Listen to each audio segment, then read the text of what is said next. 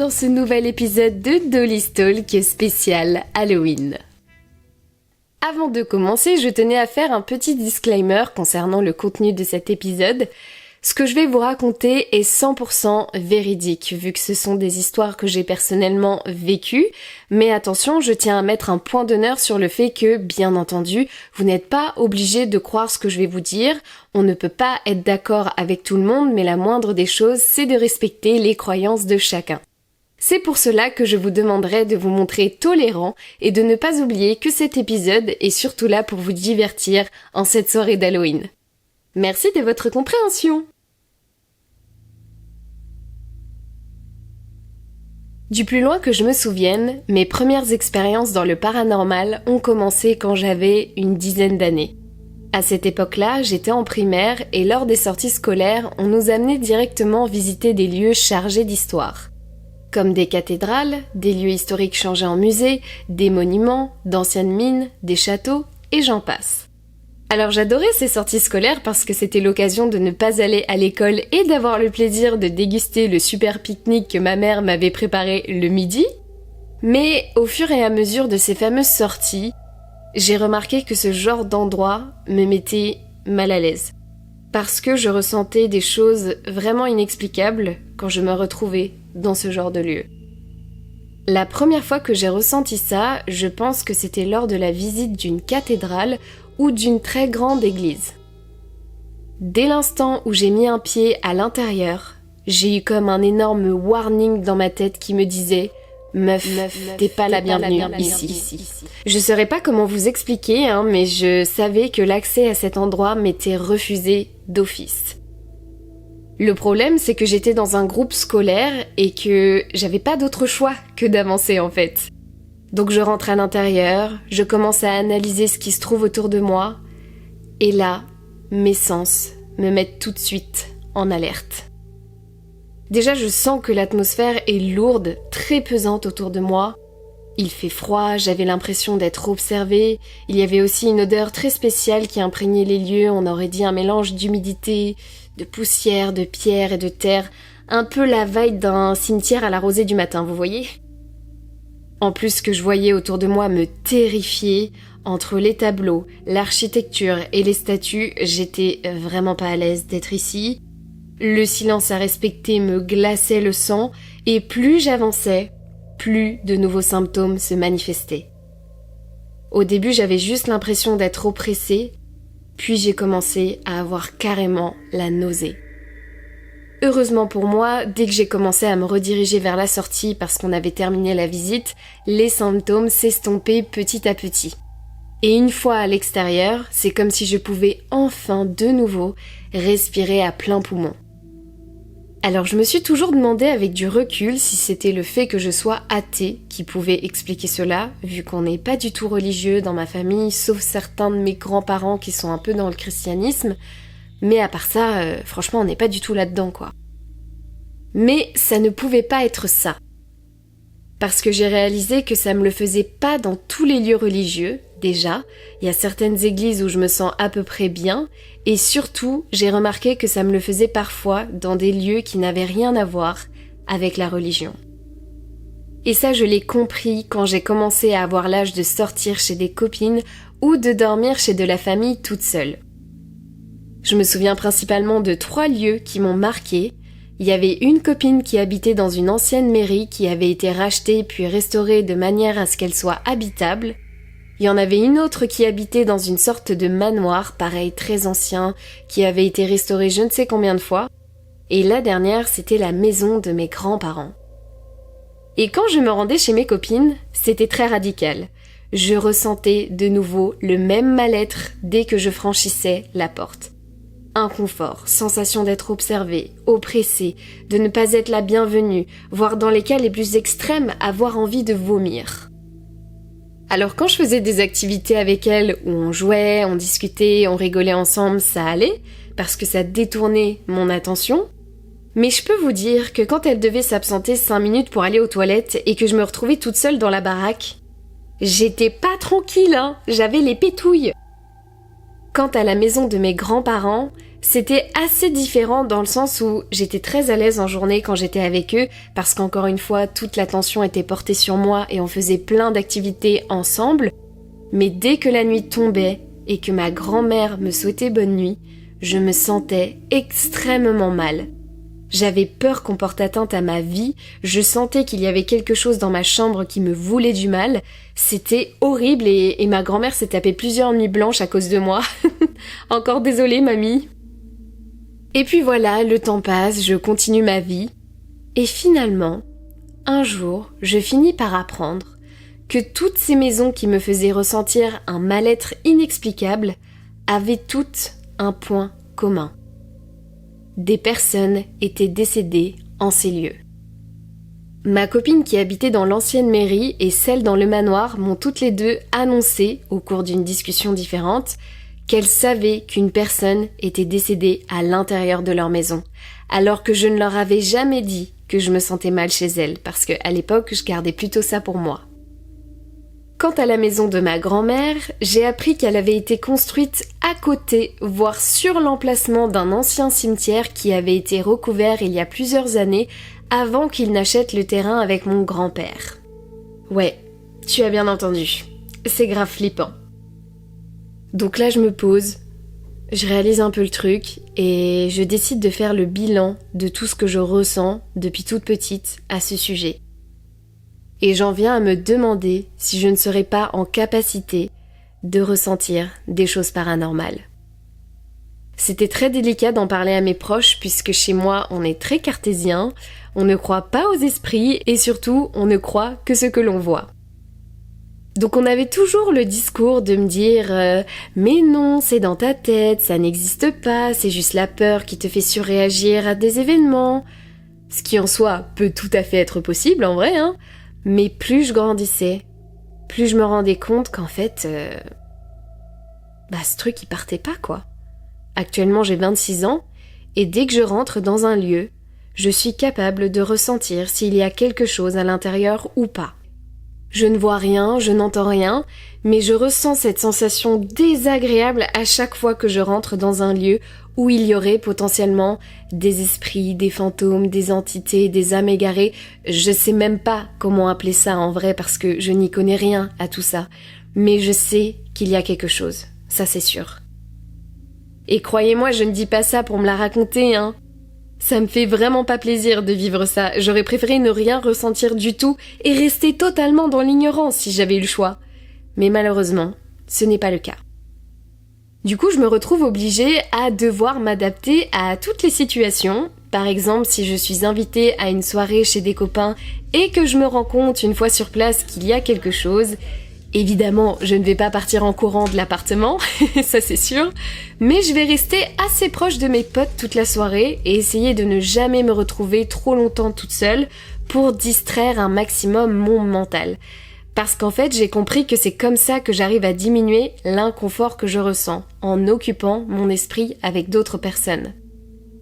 Autre exemple, si on est en vacances et que mes proches veulent visiter un château, une église, un musée ou autre, je vais tester de mettre un pied dedans pour voir comment je me sens. Si ça peut le faire, je rentre, mais je vais quand même rester collée à mes proches au cas où. Et si au contraire je le sens pas du tout, je ressors direct et j'attends tranquillement qu'ils terminent leur visite.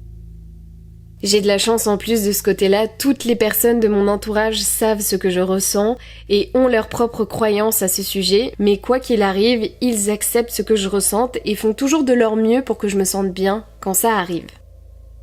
Après, parfois, je peux me retrouver dans des situations où je suis toute seule à devoir gérer. Par exemple, ça m'était arrivé dans le cadre du travail. On était envoyé en formation à Paris et on devait dormir dans un hôtel. Alors, pour ma collègue, elle, ça s'est très bien passé parce qu'elle dormait. Mais moi, c'était impossible. Parce que je savais très bien ce qu'il y avait dans la pièce. Et c'était pas quelque chose de très clean, hein. Rien que le fait de me divertir avec une vidéo humoristique, ça m'a aidé à brouiller ce que je ressentais et à m'endormir. Après, je tiens à préciser que ça ne me le fait pas partout. Tous les lieux anciens, type musée, vieille maison, château, monument, hôtel particulier, etc., ne me font pas toujours ressentir cet inconfort. Et des fois, c'est pas forcément tout le lieu, ça peut seulement se restreindre à quelques pièces. Je sais que par exemple, que quand j'ai été visiter le château de Versailles, qui est très touristique, je me suis pas sentie bien seulement dans quelques pièces. Et pareil quand j'ai été visiter le musée du Louvre. Il y a seulement que quelques endroits qui étaient problématiques, mais tout le reste ça allait. Je pouvais faire ma visite tranquillement et profiter pleinement parce que oui, cerise sur le gâteau, j'adore visiter les musées, les expos et les châteaux. C'est ça le pire.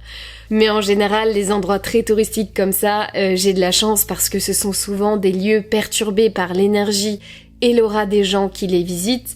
Ce qui fait que c'est comme si ça brouillait tout ce que je pouvais ressentir par rapport à si j'étais toute seule dans le château. Au fil des années, j'ai appris à vivre avec et maintenant je suis beaucoup plus à l'aise que quand j'étais petite parce que je sais ce qui peut faire diminuer cet inconfort quand il arrive et donc me débrouiller pour y être exposée le moins possible. Par exemple, j'évite d'habiter dans des lieux anciens ou alors faut vraiment que l'endroit soit clean. Quand je dis clean, entre parenthèses, ça veut dire en totale absence de présence et donc du fameux inconfort que je peux ressentir. Ce qui fait que mon idéal d'habitation, c'est soit des logements quasi neufs, soit construits sur un terrain clean. De toute façon, je le sais direct, c'est l'avantage. Dès que je suis quelque part, je sais si un lieu est clean ou pas. Non mais je vous jure combien de visites d'appartements j'ai fait où dès que je suis rentrée, je savais que le logement ne voulait pas de moi. C'est comme si on me disait « Dégage, l'appartement est déjà occupé, on ne veut pas de toi ici ». Donc comptez sur moi pour analyser vos futurs achats de logements, je me ferai un plaisir de vous indiquer si c'est clean ou pas. Ce qui m'a beaucoup aidé aussi, c'est d'avoir l'opportunité de rencontrer d'autres personnes comme moi, qui avaient les mêmes ressentis, voire même un peu plus.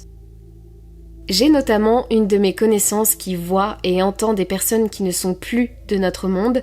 Ça a été très perturbant pour elle au début parce que c'était très effrayant à voir et elle a eu du mal à s'approprier son don, mais pareil, grâce à ses années de pratique, elle a réussi à le maîtriser pour apprendre à mieux vivre avec. J'ai rencontré également une voyante que j'ai questionnée par rapport à ce que je ressentais, ce qui m'a mené à me renseigner sur l'ésotérisme. Donc tout ce qui va être les cartes d'oracle, de tarot, les pendules, la lithothérapie, les énergies, etc. Et ça m'a beaucoup plu, notamment les cartes. Faut savoir que depuis toute petite, je suis attirée par les cartes, que ça soit le jeu de cartes classique qu'on connaît tous avec la dame, le roi, le valet, le cavalier, etc. ou le tarot traditionnel de ma grand-mère quand on jouait à la crapette ou au rami. J'ai toujours adoré manipuler les cartes dans mes mains, sans savoir spécialement pourquoi, juste j'étais fascinée par cette sensation de les manipuler entre mes doigts. Et avec la découverte de l'ésotérisme, ça n'a fait que de s'amplifier. Alors on se calme, je ne suis pas voyante, pas médium du tout, ça c'est vraiment un don à part entière, mais je m'en sers à des fins récréatives. L'avantage de ces jeux, c'est qu'ils sont accessibles à tous et c'est un vrai plaisir de se tirer les cartes pour bénéficier d'un moment méditatif, d'une guidance ou d'un encouragement quand j'en ai le plus besoin. Mes amies sont également ravies de pouvoir bénéficier de leur propre tirage quand elles viennent à la maison. Elles aiment beaucoup qu'on prenne ce temps pour elles et ça les amuse beaucoup. D'ailleurs, je me suis toujours demandé, en vrai, si j'avais pas des ancêtres qui ont eu les mêmes ressentis que moi. Faudrait qu'en vrai je trouve le temps de me pencher là-dessus, mais c'est difficile parce que forcément tout le monde est décédé, et mis à part si je tombe sur un journal intime, je vois pas comment je pourrais tomber sur ces informations, quoi. Mais ça m'intéresserait beaucoup de savoir. Ensuite, tout ce qui va être pierre, pendule, rituel, etc., je suis beaucoup moins dans ça maintenant parce que tout simplement, ça m'attire moins. Au début, c'est vrai que quand j'ai découvert tout ça, j'étais à fond là-dedans. Je portais notamment beaucoup de pierres. Mais là, j'en porte occasionnellement que quand j'en ai besoin dans un cas précis. J'utilisais également beaucoup mon pendule au début, mais je me suis rendu compte que, en fait, mon pendule que j'adore, n'avait jamais envie de répondre à mes propres questions. Par contre, celle des autres, il n'y avait aucun souci. C'est très spécial, donc je m'en sers que très rarement. Quant au rituel, ça ne m'a jamais trop attiré ni donné envie de pratiquer. Je veux dire, mis à part cleaner mon logement avec de la sauge et de la lavande, c'est tout ce que je fais quoi, vraiment la base. Moi mon truc, c'est vraiment les cartes. D'ailleurs, si vous voulez que je vous fasse un épisode là-dessus, ça serait vraiment avec grand plaisir parce que c'est quelque chose qui compte beaucoup pour moi et qui fait partie des choses qui m'ont aidé à bien gérer ce que je pouvais ressentir, car croyez-moi, j'en ai ressenti des choses paranormales. J'ai notamment 2 histoires à vous raconter qui m'ont marquée, notamment une qui me glace le sang encore à l'heure actuelle. On va commencer par une histoire qui m'est arrivée il y a quelques années quand je suis allée en vacances en Espagne. Et on terminera par ce que je pense être ma pire expérience dans le paranormal, qui m'est arrivée adolescente après avoir fait un véritable cauchemar. Ma première histoire s'est passée quand je suis partie en vacances avec une amie pour visiter quelques villes d'Andalousie. Arrivé à notre dernière destination, on arrive dans notre hôtel qui était très touristique et qui je pense était assez ancien mais s'était refait une petite beauté depuis. Et une fois arrivé dans la chambre, je sens direct que l'endroit n'est pas clean. Mais bon, je m'en fous, j'ai l'habitude maintenant, en plus je suis avec une copine, c'est les vacances, c'est la vie d'Aloca, je me dis, j'ai pas le temps pour ces conneries en fait. Oh là là, ce que j'ai pas dit. Et je tiens à préciser que je suis en compagnie d'une amie qui ne croit pas du tout en ces choses-là. C'est important de le signaler. Donc on arrive, on pose nos valises et on décide de partir vite fait acheter de l'eau et découvrir les environs pour se dégourdir un peu les pattes parce qu'on avait fait pas mal de route pour venir jusqu'à là. Et quand on revient dans la chambre, on retrouve la clim réversible pétée en 2. Alors qu'avant de partir, elle était bien en place, en haut du mur, et quand on est revenu, la partie plastique qui cache la clim était par terre. Donc trop bizarre, mais bon, on calcule pas trop, on essaye de réemboîter la clim comme on peut, et puis on passe à autre chose. Ensuite, ma pote commence à s'installer, elle défait sa valise, quand soudain, elle entend son téléphone, qui était posé sur le lit, mettre une vidéo en route, alors que le téléphone était censé être verrouillé. Mais genre, ça s'est passé exactement comme ça, on rangeait nos affaires, tranquille, et le téléphone de ma pote, qui était sur le lit depuis un moment, s'est mis à mettre une vidéo en route alors que le téléphone était en veille avec l'écran noir. Donc, techniquement, il ne peut rien se passer dans ces cas-là. Ça a fait sursauter ma pote, elle comprenait pas du tout ce qui se passait et elle m'a dit que ça ne lui était jamais arrivé que son téléphone fasse ça. On finit par prendre ça à la rigolade en mode « Ha ha ha, ça doit être un fantôme de l'hôtel qui nous fait une blague !» Mais on continue notre vie, on se fait toute belle pour aller manger au resto et on sort. Une fois rentré du restaurant, on remarque que la clim fait cette fois-ci des bruits bizarres. En fait, un coup ça grésillait et un coup ça s'arrêtait. Et le personnel de l'hôtel a eu beau remettre bien en place la clim, elle faisait toujours des petits bruits où ça déconnait alors que de base, elle est censée être plus silencieuse. Inutile de préciser que j'ai passé une très mauvaise nuit. Impossible de trouver le sommeil, j'avais l'impression que quelqu'un était présent dans la chambre, c'était horrible. Puis le lendemain, après être revenu d'une activité, autre surprise, quelqu'un toque à notre porte. On décide donc d'ouvrir pour voir qui ça peut bien être. Il n'y avait personne quand on a ouvert la porte. On pensait que c'était une personne qui s'était trompée de chambre, mais on n'avait pas entendu le bruit des pas d'une personne qui s'en va quand on a ouvert la porte. On a juste vu que nos clés étaient restées à l'extérieur. Donc soit c'est quelqu'un qui a toqué pour prévenir que nos clés étaient toujours à l'extérieur et s'est barré à une vitesse record sans qu'on l'entende, sachant qu'on a ouvert la porte assez rapidement, ou c'est autre chose. Quoi, on ne sait pas, mais dans tous les cas c'est quand même très bizarre de toquer et de partir en courant sans qu'on entende le bruit des pas derrière, au lieu juste de toquer et nous prévenir qu'on a laissé nos clés à l'extérieur de la chambre, quoi. Évidemment, la clim continue toujours de faire des bruits bizarres, moi je dors toujours très mal. Et le dernier soir que l'on passe à l'hôtel, on revenait d'un super bar où on avait dégusté de très bons cocktails en jouant au loto avec plein de gens, c'était génial. Je vais dans la salle de bain pour me démaquiller. Je suis face au miroir et tenez-vous bien, je vois le verre pour se brosser les dents se décaler de quelques centimètres vers moi. J'hallucine, je me retourne vers ma pote et je lui dis « Meuf, le verre dans la salle de bain, il vient de bouger !» Elle me dit « Quoi ? Mais comment ça ?» Je lui dis « Je te jure que je viens de voir le verre de la salle de bain bouger !» Et là, elle me dit « Mais Mel, c'est pas possible, c'est parce que t'as bu des cocktails, ça !»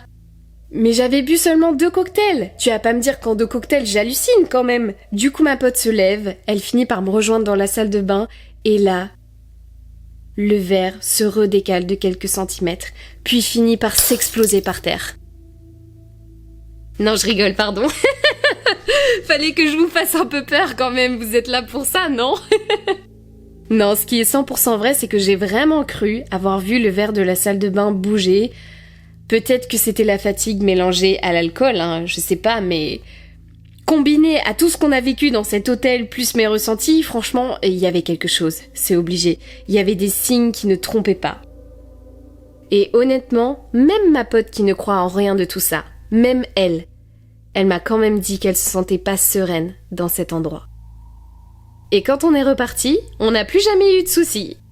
Mais c'était de très belles vacances quand même, hein. C'est juste la partie hôtel de notre dernière destination qui m'a sacrément marquée, hein. Passons maintenant à ma dernière histoire qui s'est passée à la suite d'un très mauvais cauchemar quand j'étais adolescente. Vous savez, c'est le genre de souvenir qui nous a tellement trauma qu'on s'en souvient toute notre vie. Faut savoir que depuis toute petite, j'ai la capacité de maîtriser mes rêves. Je peux faire ce qu'on appelle des rêves lucides, c'est-à-dire que quand je m'endors et que je suis en plein rêve, j'arrive à savoir que je ne suis plus dans la réalité et que donc je peux faire tout ce que j'ai envie dans ce rêve.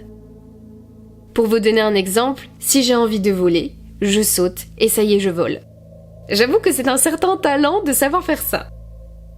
Et j'ai réussi à développer cette capacité lorsque j'étais enfant. J'ai eu une période où je faisais pas mal de cauchemars et ma maîtresse d'école m'avait recommandé, quand j'en faisais un, de me pincer pour voir si je ressentais la sensation du toucher, et si je ne la ressentais pas, c'est que j'étais dans un cauchemar et j'avais juste à fermer très fort les yeux pour me réveiller. Cette technique, elle a toujours très bien marché, ça m'a permis d'arrêter très vite mes cauchemars quand j'avais peur et de passer des nuits plus paisibles vu que je n'avais plus peur de rêver. Mais le truc, c'est qu'à force de le faire à chaque fois que je m'endors, j'ai continué à garder cette habitude de me pincer dans mes rêves même si je ne faisais pas de cauchemars. Et donc à partir de ce moment, où je ne ressentais pas la sensation du toucher, j'avais compris que j'étais dans un rêve et que donc je pouvais faire tout ce que je voulais. Ah, je vous jure que je m'amusais bien à cette époque, hein. Aujourd'hui, j'ai un peu plus de mal à le faire parce que ça demande d'être régulier dans la pratique pour que ça marche direct, mais quand j'étais petite, c'était un véritable jeu pour moi de faire ça, ça m'amusait beaucoup. J'avais compris que si j'étais en plein cauchemar, j'avais juste à fermer fort les yeux et j'allais forcément me réveiller par la suite, ou sinon, j'étais dans un rêve et j'étais libre de faire tout ce que je voulais. Quoi qu'il arrive, tout se terminait toujours bien. Jusqu'à cette fameuse nuit où il s'est passé quelque chose de terrible. Je m'endors et malheureusement, je suis en plein cauchemar. Je rêve que je me fais étrangler par quelqu'un dont je ne vois ni le visage ni le corps, mais je sais que je suis attaquée, que cette personne me veut du mal et qu'elle est en train de m'étrangler. Alors j'essaye de me débattre pour me défendre et je réalise que je ne ressens pas le toucher de me débattre. Donc je capte que je suis en plein cauchemar et je me dis, je vais fermer les yeux, comme ça, terminé, je me réveille et c'est fini, on n'en parle plus.